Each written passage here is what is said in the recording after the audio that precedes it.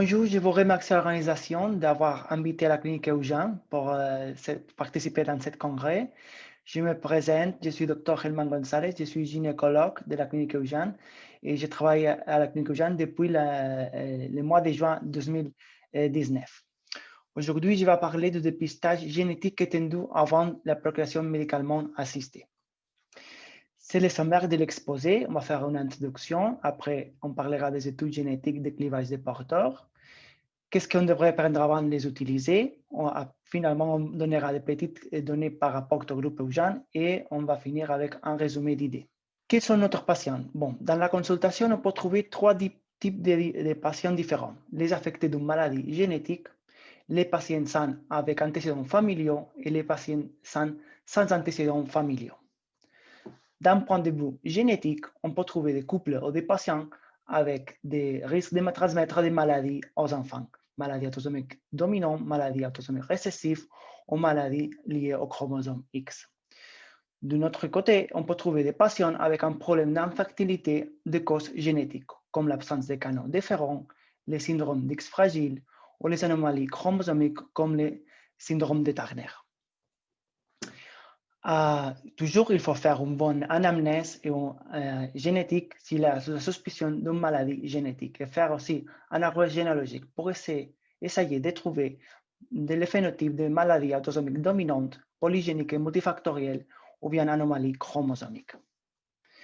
Mais dans la population générale, il y a des porteurs sains, alors avec des risques de transmettre des maladies aux enfants, maladies récessives ou liées aux chromosomes X. Par rapport aux antécédents familiaux, il existe une ignorance et une inexactitude de nos antécédents familiaux. Probablement tous ont des antécédents génétiques dans notre ancêtre. L'état de porteur peut passer inaperçu pendant des générations si la prévalence est faible. Ok, quelles sont les études génétiques de clivage des porteurs? C'est un nouveau concept, son usage est justifié. Bon, on va essayer de répondre à cette question. Les études de clivage des porteurs sont des études génétiques à des individus en bonne santé, sans antécédents familiaux de maladies héréditaires. Il est recommandé de les effectuer avant une grossesse. Ils ne sont pas une étude diagnostique. Ceci a l'objectif de confirmer un phénotype. Ils sont conçus pour détecter si l'individu est porteur d'une variante dans une ou plus de centaines de maladies génétiques graves incluses dans les panneaux, de transmission autosomique récessive ou bien liées au chromosome X. Les maladies autosomiques dominantes et les débuts de tardifs ne sont pas incluses.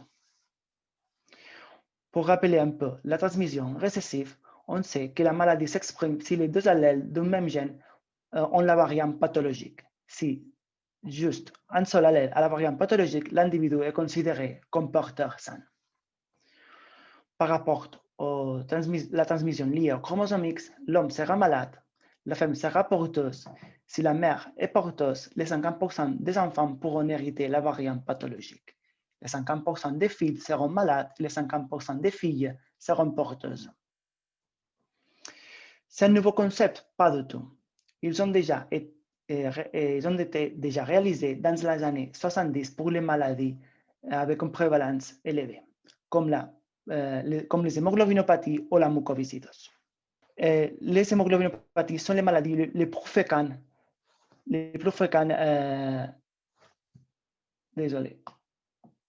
au monde, comme l'alpha thalassémie, la bêta thalassémie et la drépanocytose.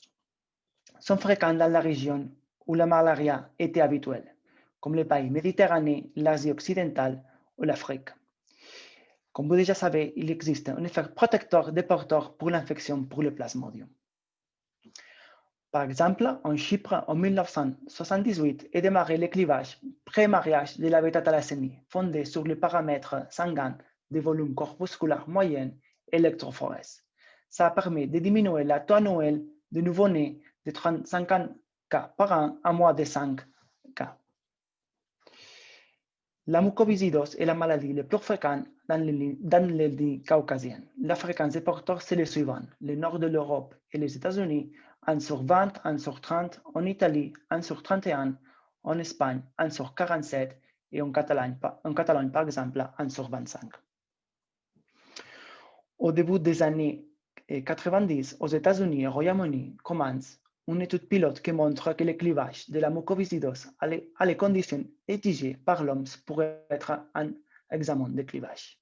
À partir de 1997, le National Institute of Health recommande le clivage préconcessionnel pour la mucoviscidose. Mais les bonnes nouvelles génétiques arrivent en 2003 avec le premier séquençage complet d'un génome humain. Au début, le coût de séquençage du génome humain était très cher, environ les 2,7 milliards de dollars. Mais avec l'amélioration des méthodes de séquençage comme les arrays et le Next Generation Sequencing, le coût a commencé à diminuer. En conséquence, en 2008, les entreprises commerciales développent les premiers panneaux de clivage de porteurs. Ils analysent à la fois plus de 1000 variantes pathologiques dans centaines de gènes de maladies génétiques graves et transmission autosomique récessive, ou bien liées au chromosome X. Son usage est justifié. Bon, les données par rapport à la prévalence des maladies génétiques sont orientatives, n'informent pas de la fréquence réelle. Malheureusement, les registres actuels ont deux limitations. L'information vient de nouveau-nés qui sont nés au centre public et en plus, il n'y a pas d'information sur les cas qui n'arrivent pas à naître. Il est habituel n'est pas d'avoir un diagnostic génétique avec certitude. C'est déjà publié dans quelques travaux. Tous les êtres humains sont porteurs de variantes pathologiques dans les gènes liés aux maladies autosomiques récessives. Chaque année, 8 millions d'enfants sont nés avec un déficit grave d'origine génétique totale ou partielle. Selon l'Organisation des maladies rares européenne, Eurordis estime que de 6-8% de la population européenne, ça veut dire 30 millions de personnes, seront affectées d'une maladie génétique rare et les 80% auraient une origine génétique.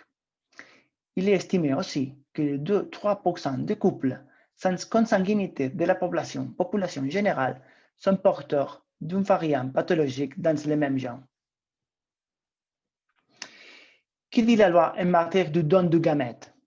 La loi espagnole dit que sera réalisée une évaluation des patrimoines génétiques portant sur les gènes autosomiques récessifs, en accord avec les connaissances scientifiques et la prévalence connue selon l'origine ethnique du donneur.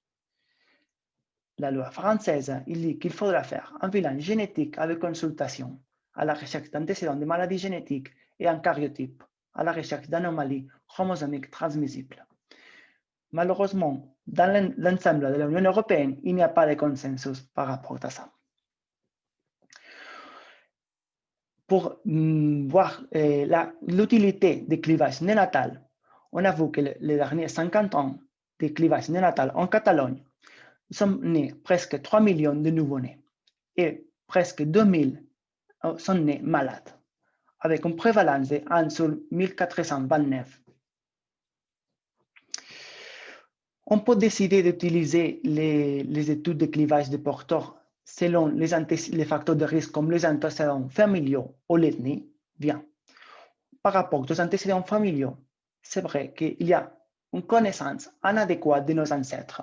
Par exemple, les 90% des porteurs de mucoviscidose n'ont pas d'antécédents familiaux chez les familles. Et les 95% des enfants sourds détectés par le clivage néonatal d'hypacousie ont parents sans problème de surdité. Qu'est-ce qu'il passe avec l'ethnie? Bon, on a participé dans cette étude publiée en 2017 et on peut dire que le phénotype ethnique n'a pas toujours en bonne corrélation avec l'origine de l'ADN. Par exemple, avec cette étude, on a demandé aux patients de choisir à quelle ethnie ils appartenaient. Après, on a fait une analyse de l'origine de son ADN et on a vu que, par exemple, dans les individus d'ethnie africaine, tous ont une partie de son ADN de différentes origines, et même avec une origine très loin de son continent. En concordance avec une autre étude publiée en 2016, qui a analysé les maladies génétiques récessives plus typiques d'une ethnie concrète. Et on a vu que si on réalise chez chaque ethnie un clivage recommandé par les guides implique la possibilité de ne pas diagnostiquer des fœtus malades. Par exemple, dans l'ethnie de l'Est de l'Asie, on laisse de diagnostiquer les 94 des fœtus malades. En conclusion, La société actuelle est multiethnique, mélange de différentes ethnies et origines. C'est difficile de définir l'ethnicité d'un individu et les maladies génétiques ne se limitent pas à un seul groupe ethnique. En conséquence, utiliser seulement les antécédents familiaux et l'ethnie a des importantes limitations. On considère qu'il faut changer l'approche du dépistage. On doit passer d'une sélection de maladies dans un groupe à risque dans un dépistage universel avec des centaines de maladies de gravité et d'expression variables. Qu'est-ce qu'on devrait prendre en compte avant de les utiliser? Avant de l'étude, il faut donner des informations orales et par écrit. Il faudra avoir la signature de consentement éclairé. Et c'est très important, on considère que c'est très important que toutes les cliniques de procréation médicalement assistée ont un généticien pour donner des conseils génétiques après les résultats. Quelle est la finalité des études de clivage des porteurs? Connaître, découvrir les risques pour chaque couple ou individu d'avoir descendance affectés d'une maladie génétique grave. On appelle ça les risques reproductifs pour pouvoir prendre une décision éclairée. Quelles sont les options pour éviter la transmission des maladies génétiques? Ne pas d'avoir d'enfants, chercher un autre partenaire, faire un FIV avec diagnostic préimplantatoire des maladies monogéniques, les diagnostics prénatal, les dons des gamètes ou l'adoption. On devrait considérer comme une option adéquate assumer les risques et les laisser par hasard. Bon, la loi 14/2006, article 18.2 de la loi espagnole de procréation médicalement assistée, il dit que les cliniques et les équipes médicales qui ne donnent pas l'information des maladies, des risques de maladies, de transmettre des maladies génétiques, peuvent commettre un délit s'il y a une étude pour éviter la transmission ou pour connaître les risques de ces maladies. OK, on fait les tests au couple, aux patients et le résultat serait un faible risque reproductif. Ça veut dire que l'accouplement génétique est adéquat. Mais il faut informer également que le risque zéro n'existe pas. Il existe le risque résiduel reproductif. Ça veut dire l'avoir descendance affectée d'une maladie incluse au panneau, malgré avoir un partenaire de faible risque, à cause du mosaïcisme germinal, mutation de nouveau, de lésions ou duplicité ou anomalie chromosomique. Et pour commencer à finir, quelques données par rapport à notre groupe. On a révisé notre données avec une étude rétrospective des cohortes consécutives. On a fait obligatoire le test génétique des porteurs aux donneuses de vulve et optionnel pour les patients. Entre les périodes 2015, mars 2015 et août 2018 avec la technique d'array et entre août 2018 et juillet 2020 avec les Next Generation Sequencing. Les variables analysées sont le taux de détection du panneau, le ranking des maladies avec la majeure fréquence des porteurs et les risques reproductifs chez les couples. Ici, une comparaison des maladies analysées par les deux techniques. On voit que les chiffres des maladies sont presque pareils. C'est vrai qu'avec les Next Generation Sequencing, les maladies liées au chromosome X, c'est plus élevé, mais le nombre de gènes analysés, c'est pareil aussi. On a vu avec les arrays qu'on a fait 7644 tests et on a trouvé 46% des porteurs. Et les 13% étaient porteurs pour plus d'une mutation.